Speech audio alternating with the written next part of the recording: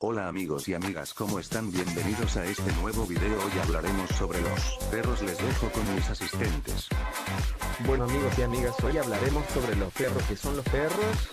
Los perros son amigos y fieles servidores de los humanos, como los perros que están en la calle. ¿En qué sentido lo digo? Es que los humanos y los perros no se llevan bien.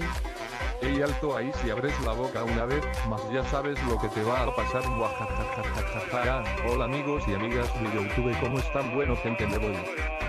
Bueno, siguiendo después de eso, los perros, si son abandonados por los humanos, entonces ahí se comportan mal con todas las personas que pasan por ahí y se ríen de él. Bueno, te lo advertí, ahora lo sufrirás. Muajajaja. Nadie ni nadie te podrá salvar. Jajajajaja. Espera que me vas a hacer guapa. Espera que me vas a hacer guapa.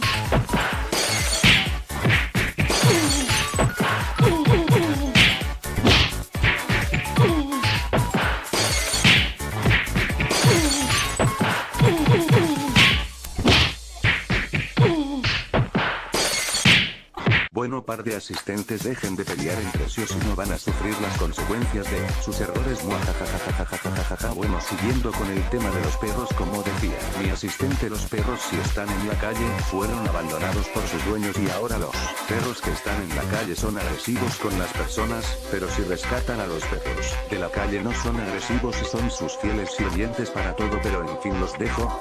Antes de que me olvide, suscríbanse y denle manito arriba. Acá se despide Infamous Gamer. Hasta la próxima. Y asistentes, paren de luchar o sufrirán las consecuencias de sus errores. Muajajajajajaja.